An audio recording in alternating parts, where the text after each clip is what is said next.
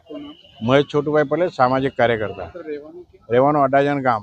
શું ઘટના બની હતી આપણા દીકરા સાથે? ઘટના એવી થઈ હતી કે કોલેજના ફંક્શનમાંથી દીકરો ઘર તરફ આવી રહ્યો હતો, તો બાઇક સ્લીપ મારી ગઈ સરદાર બ્રિજ પર, અને ડિવાઈડર જે છે જે પથ્થરના બનાવેલા આવે છે, ખરેખર ફાઈબરના હોવા જોઈએ, તેના કારણે બાળકનું મૃત્યુ થયું છે.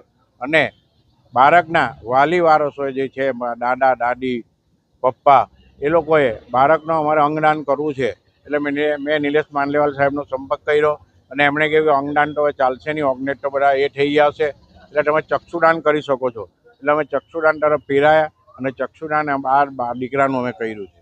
શું એવો મેસેજ આપશો? સમાજને એ મેસેજ આપવા માંગુ છું કે જ્યારે 19 વર્ષનો એકનો એક દીકરો ગુમાવ્યા પછી જે મા બાપો અને જે દાદા દાદી એમ કહેતા હોય કે મારા દીકરાનું અંગદાન કરવું છે, મારા દીકરાનું જે બી અંગ છે એનાથી હું બીજાને જોઈને એને સંતોષ માનીશ. કોઈને બી એની આંખ લાગશે તો એમ માનીશ કે મારા દીકરાની આંખ છે, તો એનાથી લોકોને અંધાપો દૂર થશે.